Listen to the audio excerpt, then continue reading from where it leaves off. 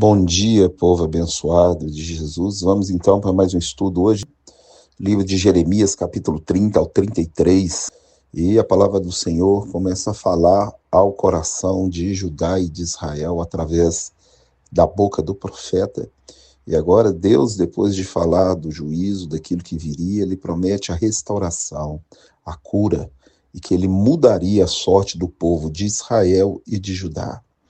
A primeira coisa que nós temos que compreender é que Deus prometeu para Jacó, em Gênesis 35, que dele sairia uma nação e multidão de nações. Na realidade, são duas testemunhas de Israel na terra. Então, na época de Salomão, o reino de Israel se dividiu em dois: as 10 tribos do norte, chamada Israel, e as 2 do sul, chamada Judá. O cabeça, o líder das 10 tribos do norte é Efraim. A casa de Judá é chamada também de casa de Davi. São, na realidade, as duas testemunhas. O povo de Israel, o reino do norte, virou um povo gentio, pagão, que deu origem hoje à igreja. A igreja, ela é originária de um povo pagão, gentio. E nós fomos enxertados em Israel. E também passamos a ser participantes da seiva da oliveira.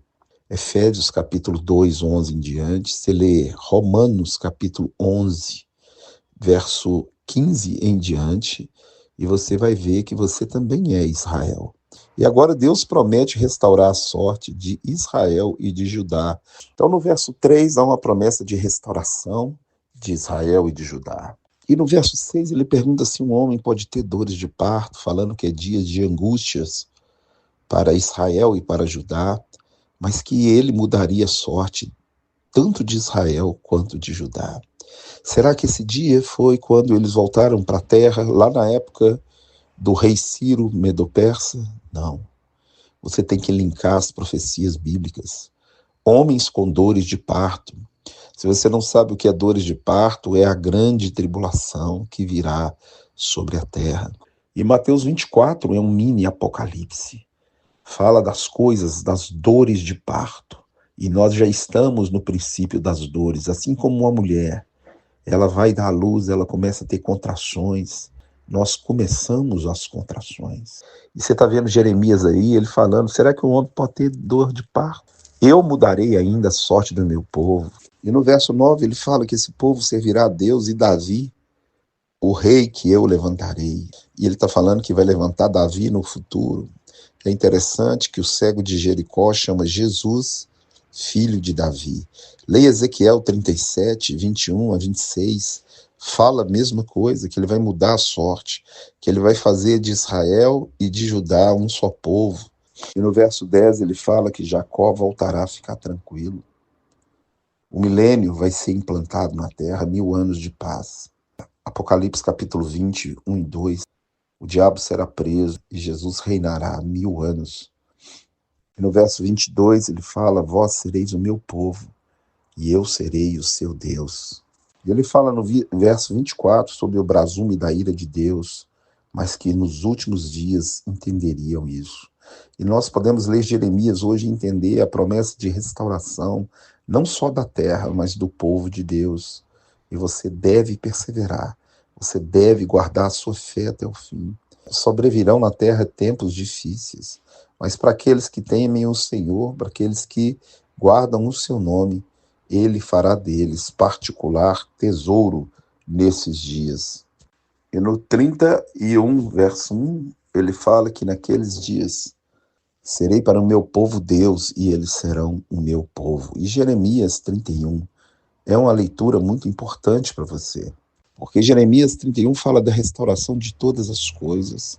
Jeremias 31 também, 29 e 30, fala que nunca mais se ouviria esse provérbio em Israel, que os pais chuparam uvas verdes, mas a boca dos filhos é que se embotaram, que cada um seria morto pelo seu pecado.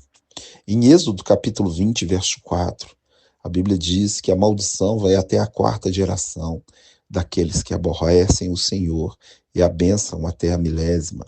Então, antes da nova aliança, Havia a maldição hereditária que acompanhava famílias, mas na nova aliança, para aqueles que entregaram a vida para Jesus, em Gálatas 3,13, ele levou sobre ele todas as nossas maldições. E em Jeremias 31:31 fala da nova aliança. As boas novas, a palavra boas novas é evangelho, está na antiga aliança, quando Deus diz, farei nova aliança. Por que nova aliança? Porque o adultério deles com outros deuses rompeu a aliança com o Deus de Israel, mas Deus não desistiu deles, Deus não abriu mão, Deus não abriu mão de você, nem de Israel e nem de Judá. Antigamente a noiva era comprada e tinha um casamento contratado, e era isso que Deus tinha com Israel e Judá. Mas eles foram para o adultério, adoraram outros deuses, serviram outros deuses. Deus tinha o direito de acabar com eles, porque eles romperam a aliança com o adultério. Mas Deus não desistiu e fala que vai fazer uma nova aliança. Essa é a aliança que falei com a casa de Israel. Na sua mente lhes imprimireis as minhas leis, no seu coração as escreverei. E vai falar que vai apagar os nossos pecados e deles não vai se lembrar. Lembrando que a casa de Israel deu origem à igreja. Então a nova aliança é feita primeiro com a igreja. E ele não falou de Judá. Por que ele não falou de Judá? Porque Judá, a nova aliança, vai ser feita com eles só na volta de Jesus. A promessa da nova aliança, primeiro com a casa de Israel, que virou um povo gentio, que deu origem à igreja. Leia Romanos 8, fala de duas leis, a lei do pecado da morte e a lei do espírito da vida. Você está debaixo da lei do espírito da vida. Ele escreveu na sua mente, no seu coração. Sabe o que é isso? Ele colocou dentro de você o espírito, ele veio morar dentro de você, e a lei de Deus é o prumo dentro de você que te guia aos mananciais de água viva. Mas a casa de Judá, ele cegou, Romanos 11:8, para que nós fôssemos enxertados. Agora Romanos 11:25 fala o mistério. Quando Jesus voltar, Zacarias 12:10, os judeus serão salvos pela graça, como você foi. Lê lá. Ele fala que vai derramar sobre a casa de Davi, a casa de Davi é judeu, o espírito de graça. Eles serão salvos na volta de Jesus, que ele veio e fez essa nova aliança que está escrito em Jeremias 31:31-34. Deus mudou a nossa sorte, Deus perdoou os nossos pecados, Deus dos nossos pecados não se lembra mais, e escreveu a lei dele. O Espírito Santo é a lei na sua mente e no seu coração. Então os detalhes da Bíblia são interessantes. Ele fala que vai fazer nova aliança com a casa de Israel e casa de Judá, e depois ele fala que vai fazer com a casa de Israel, porque com a casa de Judá ele só vai fazer no final. Então em Jeremias 31:34, ele fala que perdoará os nossos pecados, jamais se lembrará deles.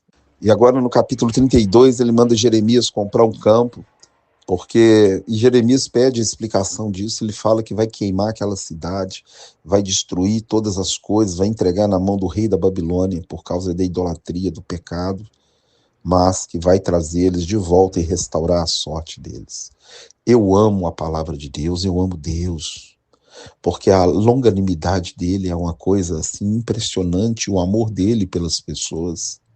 A Bíblia diz que a misericórdia dele triunfa sobre o juízo, pois Deus executou o juízo, mas já fala da misericórdia, da restauração que traria aquele povo de volta para a sua própria terra. Que Deus te abençoe, te guarde, te dê uma semana abençoada, um dia abençoado, cheio do Espírito Santo, que ele quebre todo jugo, toda coisa difícil, tudo aquilo que te oprime caia por terra, que ele traga cura sobre a sua vida, que ele tome conta de você e de toda a sua família. Não desista do caminho estreito, abandone a prática do pecado, confesse e ele vai te perdoar. Em nome de Jesus, um grande abraço.